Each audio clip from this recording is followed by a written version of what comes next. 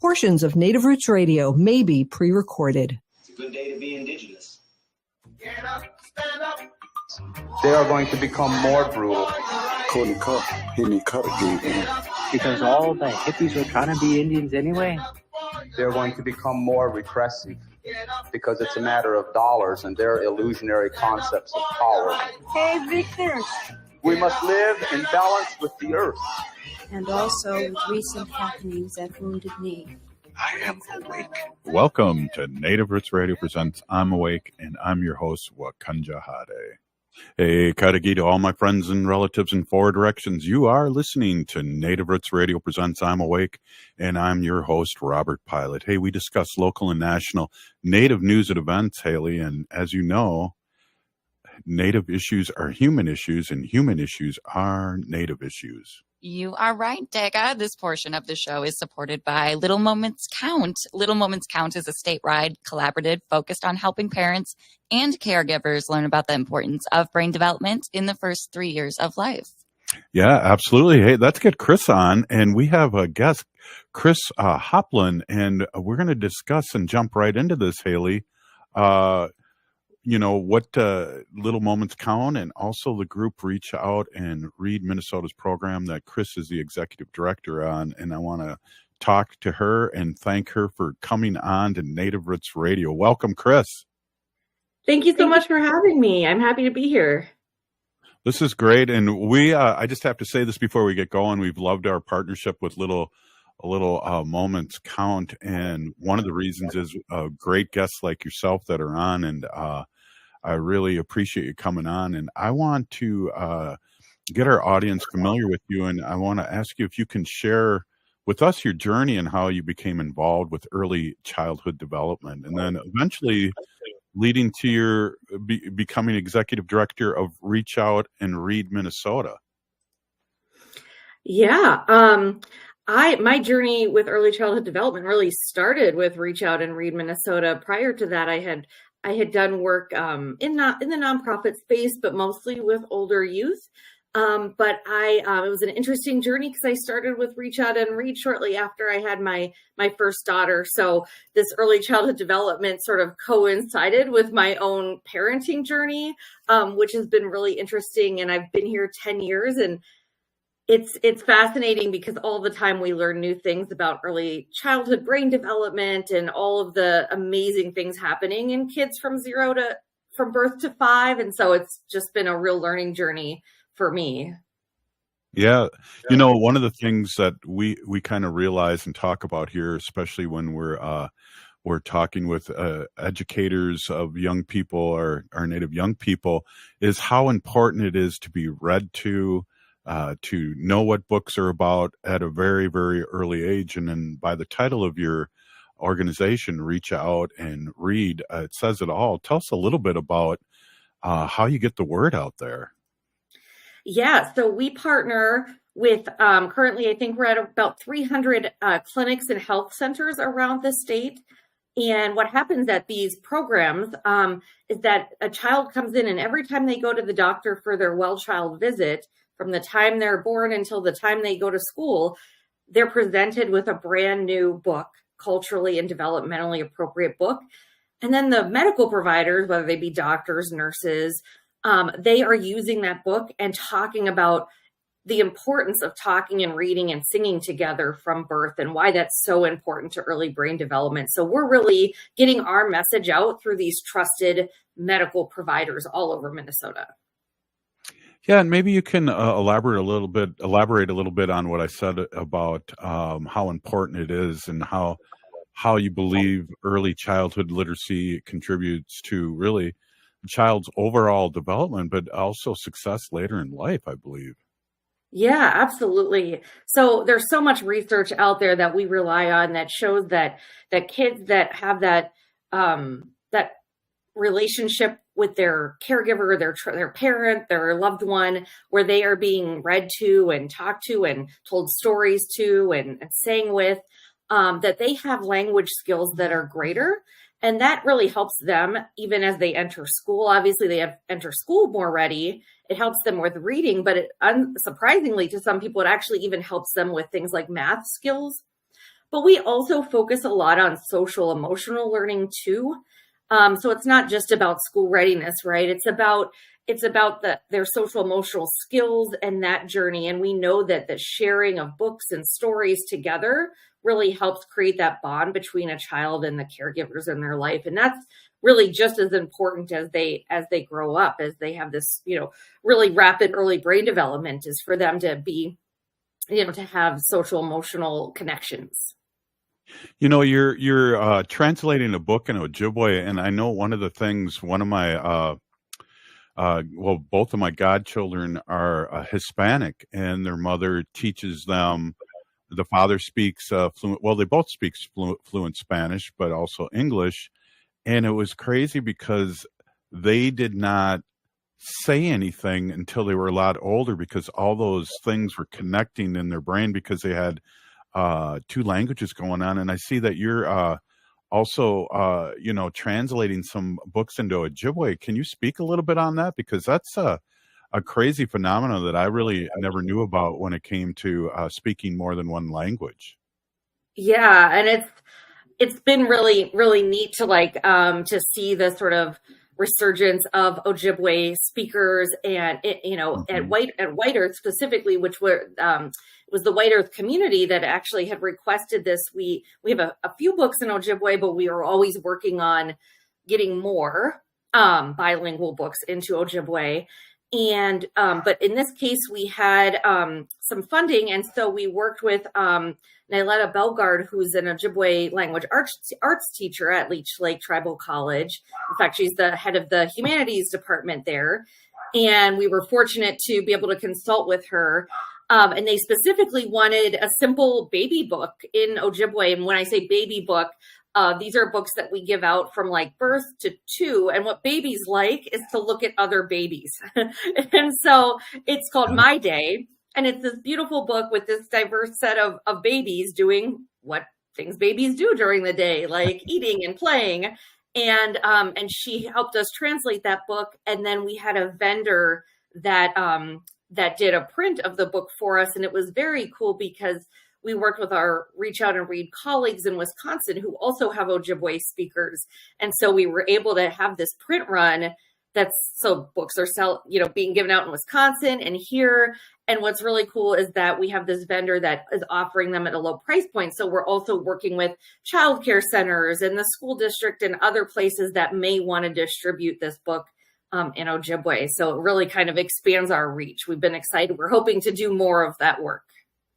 Well, it sounds like it's a big impact on the communities that you're involved with, and having things like that, and having just books like that look like the people reading them and connecting that way in a good way. That's I think that's what it's all about, and that's what we've really heard lessons from Little Moments Count and all the great guests that they've gotten for us.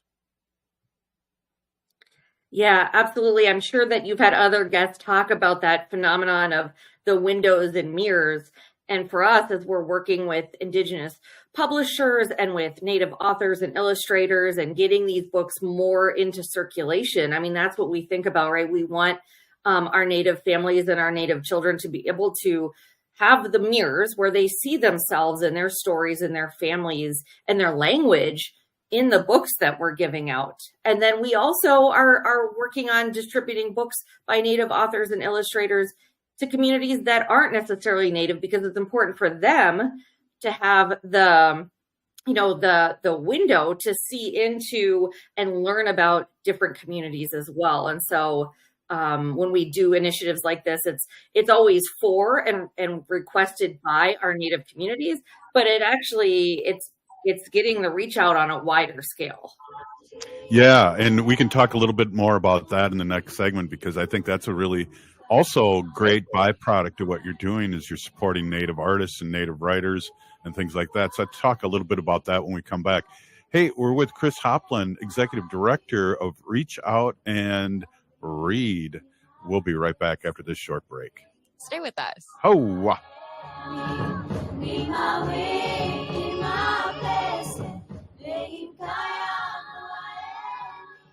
If the statistics say that 1 in 3 Native women and 1 in 6 Native men have experienced sexual assault in their lifetime, it means our whole community is affected by sexual violence. 1 is too many. Don't stand by, stand up. Don't engage in acts of sexual violence, and shut down the dirty jokes, the gossip, the victim blaming and shaming. As a community, we can change the way we respond. Contact the Minnesota Indian Women's Sexual Assault Coalition to attend a workshop to learn more. Sponsored by the Minnesota Indian Women's Sexual Assault Coalition. As we age, it's important to invest in our health and to help protect it.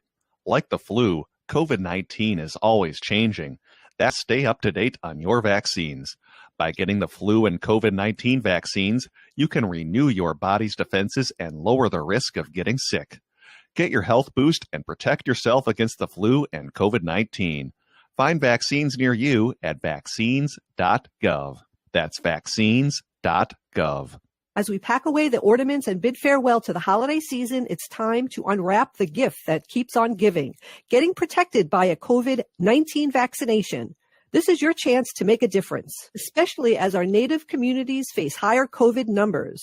Those higher numbers underscore the need for collective action. So answer the call and get vaccinated.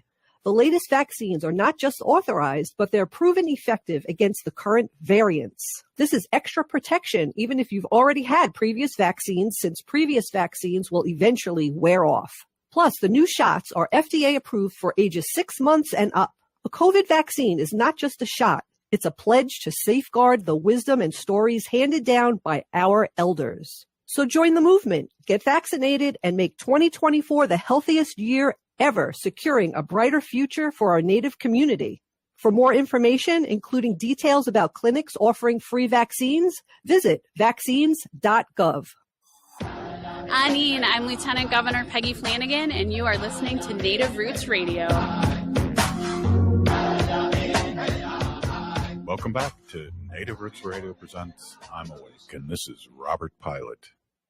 This portion of the show is supported by Little Moments Count. Native Roots Radio is excited to welcome monthly guests to talk about the role that they play in early childhood development and creating bright futures in strong communities. And you can learn more at littlemomentscount.org. Hey, thanks, Haley. Hey, we're with Chris Hoplin, and she is our guest today, and she's Executive Director of Reach Out and Read, Minnesota's Program Director, and we're really excited to touch base and talk a little bit about her program and also what she's doing for, our young ones, but also it was a byproduct we kind of left with, Chris, and you touched on that, how exciting and important it is to reach out to our Native authors and artists. And that's been probably a good experience for you, right? Yeah, it really has. We were fortunate a few years ago. We were given a grant by the Shakopee Midwakanton Sioux community which allowed us to actually work with Birch Bark Books here in Minneapolis, Indigenous publishing company, and their staff. And their staff has helped us over the past few years curate a beautiful collection of books that are reflective of and featuring Native characters, authors, illustrators. And these books, again, are for really the youngest kids up to, age 5 and 6 when they start going to school. And so that's been great. And then we've been just in the past 18 months expanding and learning about new Indigenous publishers. So we've been working with one's called Blackberries and Blueberries, and another is called Happy Dancing Turtle. And that's, again, to really expand our collection of books that we're able to offer that, again, are reflective of our Native communities around the state, and for others to learn about those communities as well, and really featuring Native authors, Native illustrators, and stories. Yeah, that's awesome. Hey, kind of switching gears here, could you share some insights of what the community-based participatory research project at White Earth is, and how such projects contribute to creating more community-centered outreach and read programs? Yeah, that was a great experience. We had a grant. We worked with White Earth Health Center and the staff there and the doctors there, as well as Mayo Clinic and the American Academy of Pediatrics. And what this project was focused on at White Earth was community-based participation. So it's really understanding the community and what they want. And what we were focused on is a Reach Out and Read program that was set up to support cultural pride reinforcement there.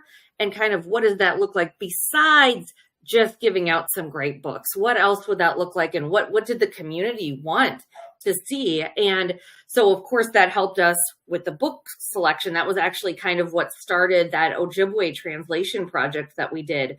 But we also did English Ojibwe posters. We did bookmarks that were specific to White Earth. We did, all kinds of literacy materials. And we also ended up creating a website that featured Ojibwe and folks from White Earth doing storytelling, poetry reading, songs in Ojibwe, and reading of books and sharing of books together. And this was actually partly, during sort of the height of COVID. So it was this additional challenge of how could we do this, not necessarily in person, but we want something for kids to be able and families to be able to enjoy together. And then White Earth Health Center helped us distribute that throughout the community. So it was a really cool project. And I think other Native communities and health centers are hoping to sort of replicate that and reinforce that cultural pride in their own specific communities too.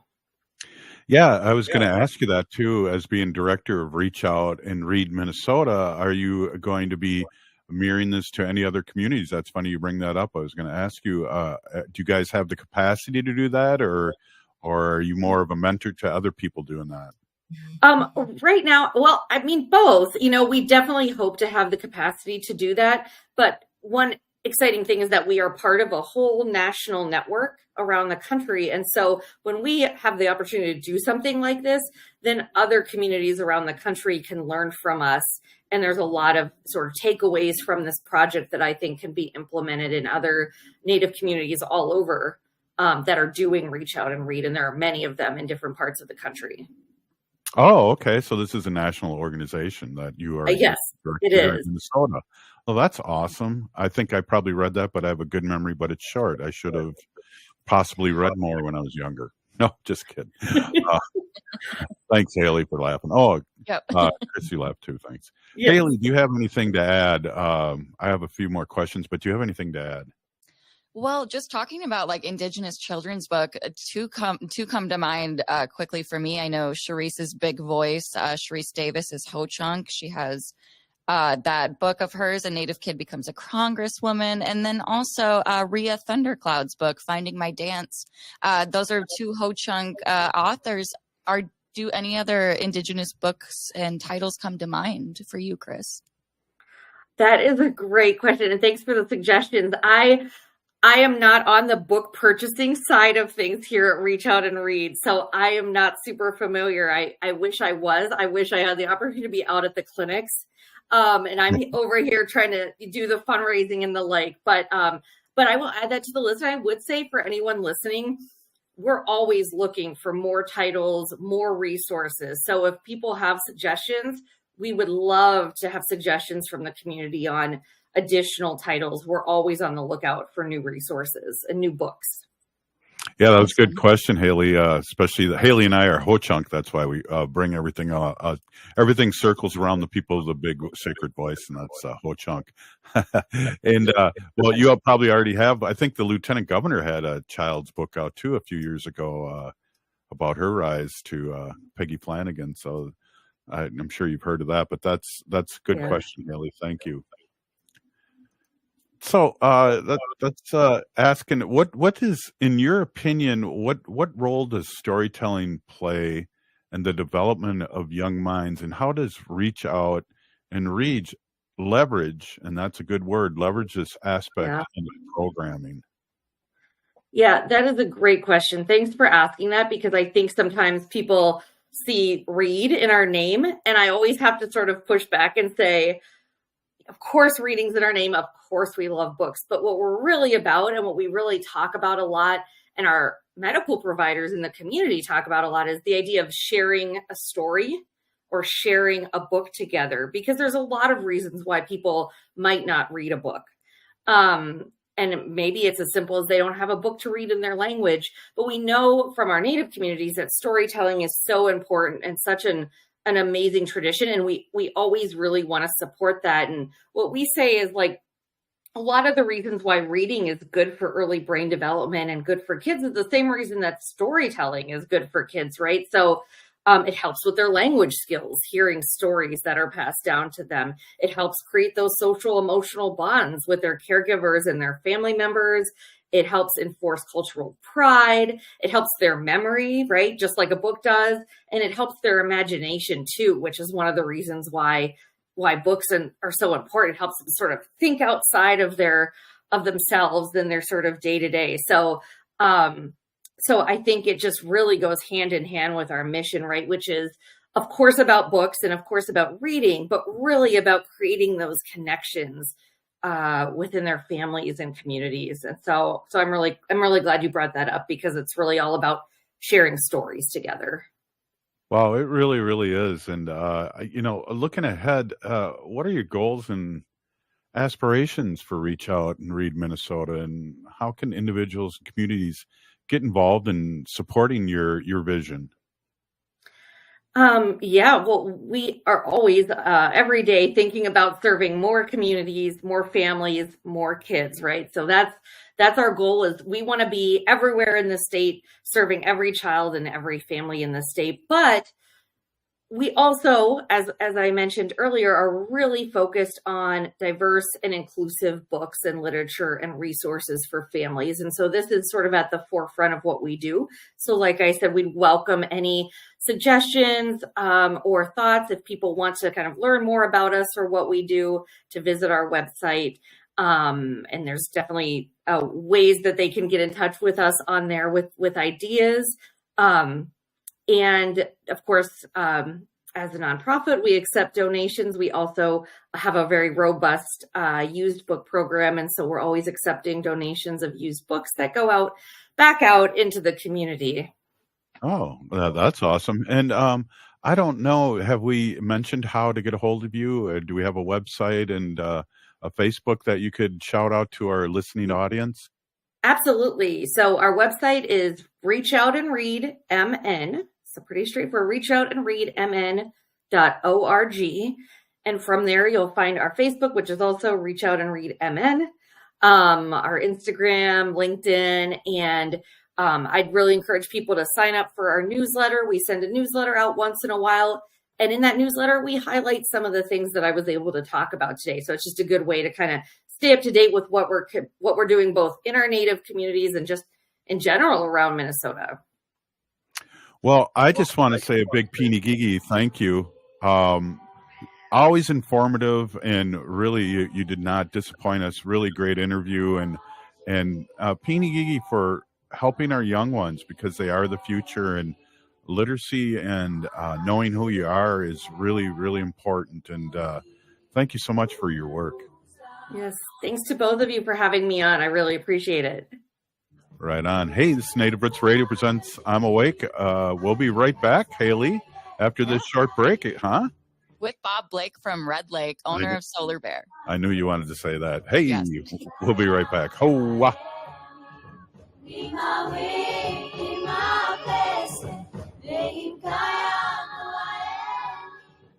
J&S Bean Factory is a Native-owned, community-supported, cozy, artsy coffee shop which offers roasted on-site beans, live music, and baked goods. Relax in the beautiful outside patio. City Pages writes, voted top 10 coffee shops. Tucked into a quiet corner of St. Paul's Highland Park neighborhood, this coffee shop roasts beans on-site from the best coffee-growing countries in the world. Located at 1518 Randolph Avenue, St. Paul. The good stuff. Minnesota has the only original wolf population in the continental United States. And 80% of Minnesotans believe the wolf should be protected. Howling for Wolves is asking Minnesotans to respect our true wildlife manager, the wolf. Their survival is critical to our ecosystems, our communities, and even our economy. As highly intelligent animals with strong social bonds, Minnesota wolves deserve to be protected and admired. Learn more at howlingforwolves.org. Let's live and let howl. Howl! Become a teacher and ignite change. Join the St. Paul Urban Residency Program to become a teacher in just 15 months. You can earn your master's degree and teaching license from the University of St. Thomas while earning a $30,000 stipend, single health care, and dental benefits. As an added bonus, next year's cohort, all residents will receive $20,000 towards their tuition. Apply now. Applications due February 28, 2024. Visit spps.org/SUTR. Signing up for $1 bus and train rides with the Transit Assistance Program, or TAP, is quick and easy. Do it straight from your computer or phone by uploading one of the pre-approved documents listed at metrotransit.org/TAP, along with a copy of your ID. We'll mail you a go-to card with a full year of discounted rides. For questions or translation help, call 612-373-3333. 612-373-3333. The city of Minneapolis is now on Native Roots Radio with Minneapolis AIR. AIR stands for American Indian Relations. Guest host Christine McDonald talks to people about important things affecting the city's Native communities. Minneapolis AIR dives into topics like public safety, public health, elections, and so much more. Tune in to Minneapolis AIR on Native Roots Radio from 5 to 6 p.m. on the second Wednesday of every month, right here on AM 950. The AM 950 2024 calendar is still available, and it's not too late to get yours, featuring photos I took around Minnesota and important progressive dates. Members that sign up for a one-time $25 membership will receive a 2024 AM 950 calendar as a thank you gift. Make a one-time $50 or $100 donation. You'll get the AM 950 calendar and a brand new AM 950 tote bag as a thank you. Go to am950radio.com for the details on the membership. That's am950radio.com. Thanks to everyone who's already received their calendar, and thank you so much for supporting AM 950, the progressive voice of Minnesota.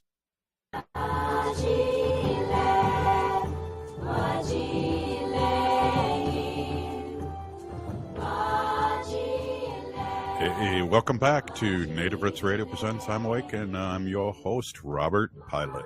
This portion of the show is supported by J.S. Bean Factory off Randolph Avenue in St. Paul. Only the good stuff keeps us awake.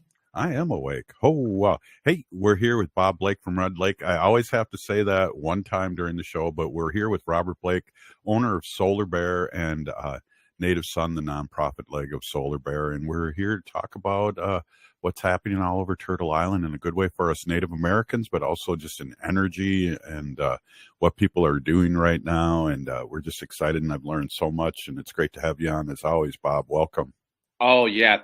Thank you, Robert. It's great to be on. There's so many good things happening in the solar energy field, or actually just renewable energy, climate justice, the Biden administration. I'm sorry, Robert, I have to say it because, you know, we're starting the campaign season, right? And Solar Bear is not trying to do that.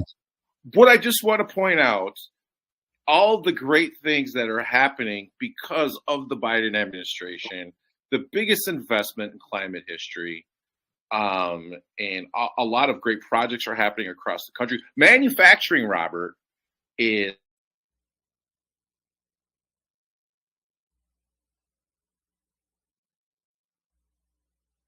nonprofits and other agencies, government agencies are getting funded all across the country to mobilize their communities to, you know, really start preparing our citizenry for, you know, for climate change. And so I just want to point that out because I see all the debates on TV right now, and the caucus just happened in Iowa, and you know, it just, I see all these things happening, and I just want to point that out because I don't know exactly, Robert, if that investment by the federal government would it have sparked all these millions and millions of dollars, billions of dollars from the private sector, right?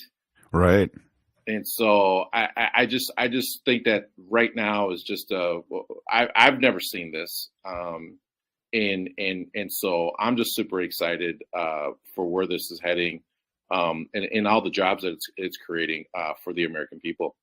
Absolutely. Yeah. When we talk about the Iowa caucus too, I always want to remind everyone that, keep your head up. Don't look at these polls and help people register. And we outnumber them. Yeah, great point, Robert. And let's also remember too, like, I mean, I think it was like I saw a statistic like 14% of the Republican electoral got to the polls of anyways. So I mean, they're making a big deal out of like 1,000 people that got to the polls anyways to vote. So I don't think it's really necessarily a reflection on the entire state of Iowa that actually got to the polls and voted. So I wouldn't put too much into this because I see the orange one taking a victory lap. Like he just won, like, the Olympics or something. I don't know, but like that's really only like 1,000 people, buddy. So I mean, it's not just 1,000 people. I'm sorry, I don't know.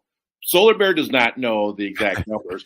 But I'm just saying, in general, like there was like the statistic wise, like there wasn't a lot of folks that got to the polls because we've got bad weather. Why do we have bad weather? Climate change. You know what I mean? And the fact that our jet stream is off right now. So people that are sitting there saying, "Oh, it's been so cold," and this isn't climate change.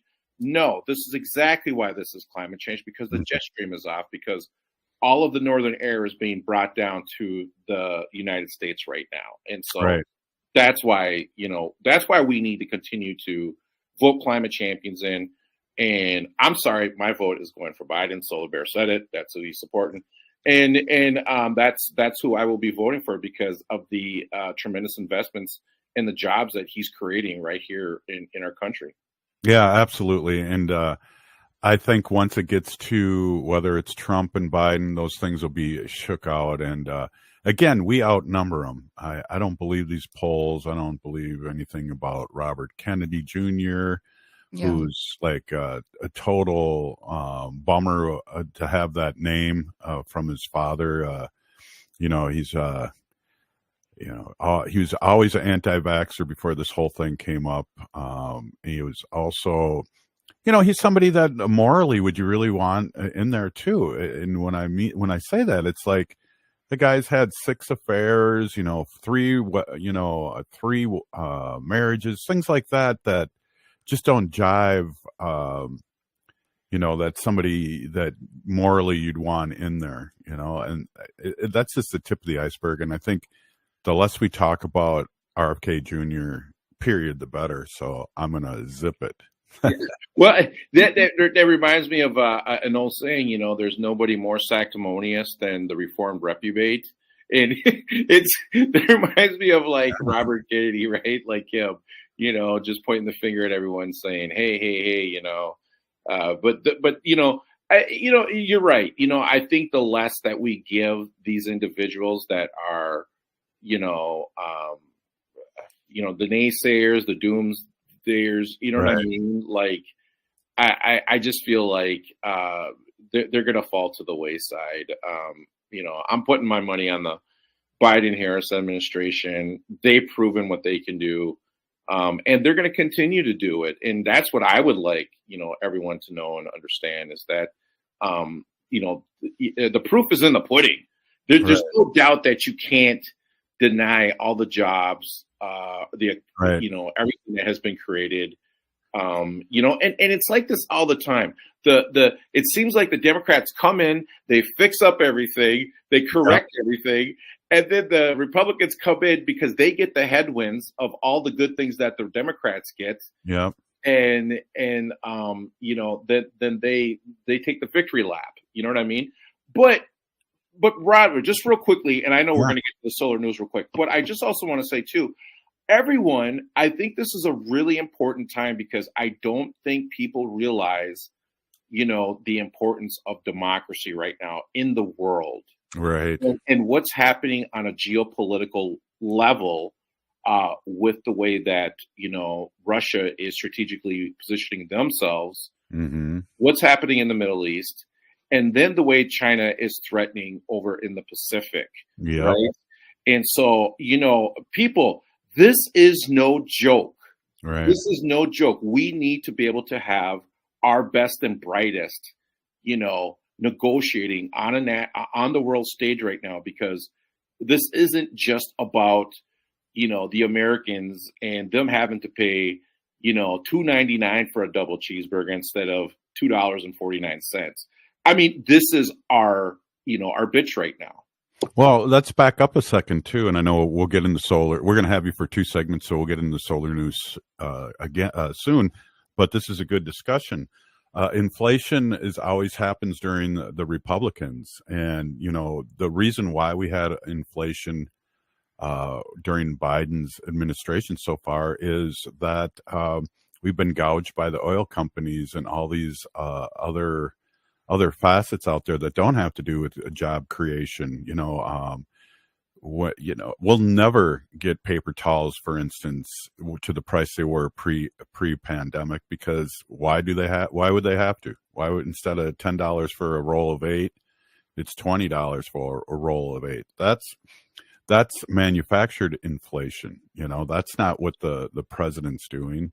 And also, Haley, as a Gen Zer, how many times have you ever been polled? I don't think ever. Right.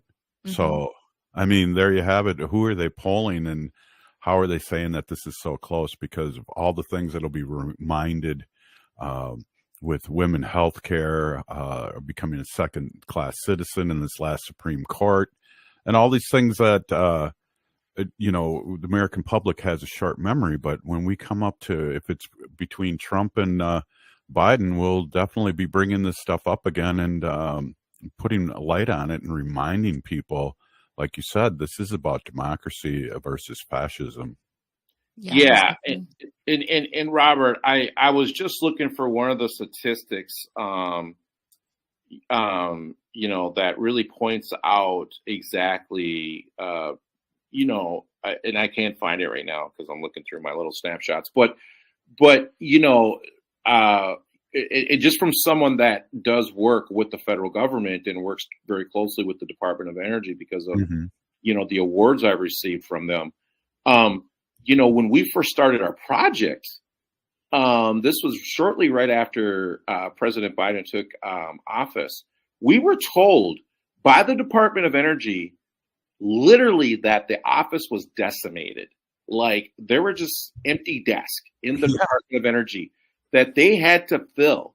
Right. Because the previous administration decimated it and were so focused on, just sending out permits, just, blindly saying, yes, drill, drill, drill. Right. He's saying it again. And they literally fired people with PhDs, lifelong.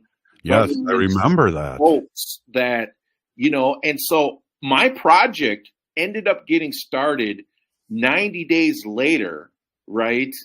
And then it took like extra 60 days after that. So, this is serious stuff, people. And you really have to get out and vote. And you really have to vote for climate champions. And we just got to send Biden back for another 4 years. Absolutely. Hey, we're going to talk about solar news here with the solar bear, Bob Blake from Red Lake, in the next segment. But really good discussion, and we'll talk more. This is Native Roots Radio presents I'm Awake, and we'll be right back after this short break. Stay with us.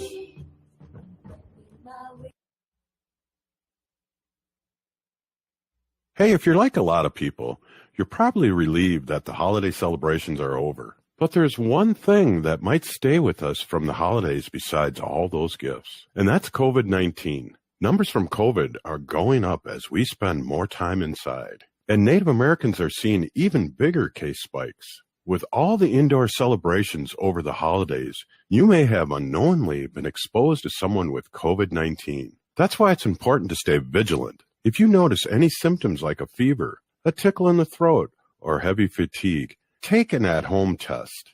They're still free and can be ordered at sayyeshometest.org.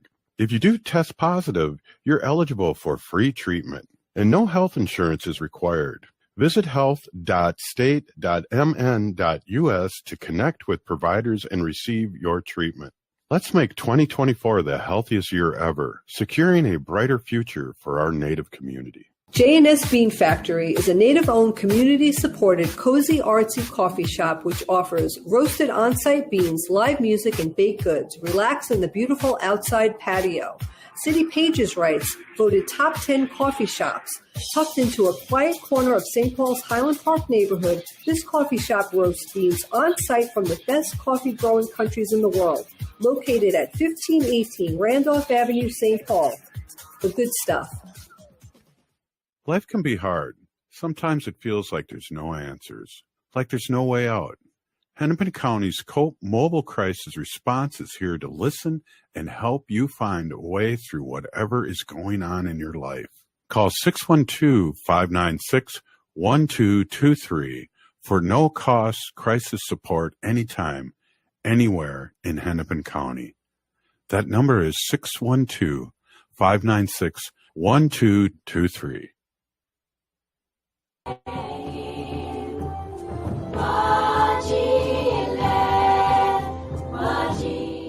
Hey, welcome back to Native Roots Radio Presents I'm Awake, and I'm your host, Robert Pilot. This portion of the show is supported by Howling for Wolves, protecting wolves for future generations. Oh! Wow, that was a trio of howls. That was good. That was real good. I like that. Hey, we're back with Bob Blake, Solar Bear with the Solar News, and we're having a little political discussion, which I think is awesome. We need to bring it up, and I just got to keep saying, Bob and Haley, we outnumber them. We just have to engage our get people signed up that are newly turned voting people and get them engaged, and that's win by another 10 million, 8 million votes. Well, Robert, we talk about, this situation right now, current political, right, kind of space that we're in. And, I want to remind people that, climate change is real. It's happening. We have to do something about it. And one of the biggest emitters, and I don't think people really think about this, of greenhouse gas emissions, is our armed forces. Huh. And there was a statistic that came out, and I can't remember it now, and I wish I had it, but it was like a couple of years ago, and I saw the statistic that said that if the federal government did X amount on their buildings alone, it would take the equivalent of millions of vehicles off the road, plant, millions of trees, blah, blah, blah. Robert, so taking action, our government taking action, right? I just want to remind people, President Biden is moving on this. And this is the great story here coming here. The Pentagon will now install rooftop solar panels on their entire facility. Wow. We're looking, Robert, at, it says here 27 megawatts. That is huge. That is a lot of, yes. Yeah. That is a lot of solar. And I mean, I think it says a lot, right? Because the Pentagon is such a, like one of those buildings, right, that I think we think of, as like government, right? I mean, I know like when I'm in Washington and I'm like cruising by, I'm like, oh, there's the Pentagon. You know what I mean? Like, I'm Mr. Tourist guy, Right. And so like, I think this is incredible because, this really shows that Biden's administration's commitment to renewables, to our environment, to the planet, and now, I mean, think of this as the flagship, and then how they're going to then start pursuing the rest of the buildings in the federal government and in the country. So I really love this story. I think it's awesome. It just real quickly, the Pentagon is one of 31 government sites. So there's going to be 31 to begin with. 31 to begin with, receiving $104 million in Energy Department grants, to install 27 megawatts of clean energy capacity, while leveraging $361 million. So that those tax credits, those private investors are going after those tax credits from the from the federal government, well, probably signing power purchase agreements, with the Department of Energy. I don't know how they're working it, but I'm just saying that's probably what it sounds like to me. And I just think this is a great story, and kudos to the Biden administration for making this happen. Absolutely. And it's interesting, too, when you talk about the Biden administration. When you were talking, I was thinking what you said earlier about empty desks with getting rid of all the experts. The experts are back and working for Biden. It isn't like Biden's doing everything and, has his pulse on everything. He's just got great people working for him. And I just wanted to throw that out there, too, when it comes to talking about the age or whatever, things like that. It's just, he's got great people working for him. Well, yeah, and I would point out too that, for young people, Haley, your generation, your folks, right? Like you guys are the biggest, voting block coming. I mean, this really affects your generation, and I mean, honestly, if I was in that block and I'm thinking about my future, I know who I would be going for, and someone that is actually looking out for it. Yeah, the future of the next generations, right? And to make sure that we have an earth to have it, Exactly. The earth will still be here. You might not be. And that's a thing too, to engage and not listen to all this negative things, because I think we get barraged in social media and the news. And I know Gen Zers don't listen to the news, but all this false narrative all over social media and that nobody's checking on anymore freaks people out. Yeah, no. And this kind of segues, Robert, into the next story, which is about the Wisconsin Senate, Robert, passes a pair of bills that would make it easier for private businesses to host charging stations all across the state, and they can also access $80 million in federal construction aid. Now, the reason why this is important is because Wisconsin was one of the last holdout states, among the 50 that was saying no to, electric vehicles. And I think part of the situation, and I just did an interview for NPR, which is airing tomorrow on electric vehicles. But, one of the things that, I had talked about in that interview was, one of the questions came to me was, well, people, are worried about range anxiety. They're worried about that their car is going to stall. And it's like, and I use the analogy, and just from Minnesota, if you were going to Duluth and your car was at a quarter of a tank, would you stop at a gas station to fill up? It's not any different than, an electric vehicle. If you were going to Duluth, you'd probably want to fill it up before you went, right? Right. It's the same concept, same idea. Here's the difference, Robert. We need the infrastructure. We need the infrastructure up. There was a point in time where we didn't have all these service stations all over the place, gas stations all over the place. As a matter of fact, I was in St. Cloud the other day, and I seen 2 DC fast chargers just sitting to be installed at the Holiday station that I had stopped at. Yeah. And I mean, that is a perfect example of what needs to happen. We need to put the infrastructure up. So we need bills like this, and we need our politicians to understand the importance of why we need these charging stations up, so folks can feel comfortable that, if they are going to say Madison, right, they can say, oh, well, I can pull over to the side here and charge up, in Beloit. I don't know. But I'm just using that as an example of just, we need to be able to have these all over the place. Yeah, and that's exciting, and we need to, I heard a funny thing, and I don't know if it was from you, but it was funny, the resistance between horses and cars back in, the 1910s, that people really resist that. And I feel it's kind of the vibe right now, too, with renewable cars and batteries. And also, that's exciting news for Wisconsin, because we got a lot of listeners in Wisconsin. And I know of a theater that could probably be turned into a not only a charging station, but a battery station. We should talk about sometime, Bob, because I just have a question about that. So would you, if you had a battery station, would you be getting that from other sources, or would you have to have your own energy source like solar panels and wind? Oh, well, I would love to. I would pair the battery station with a renewable energy collector like solar panels, right? Mhm. You know, or a wind turbine. You know what I mean? Yeah. To store the energy.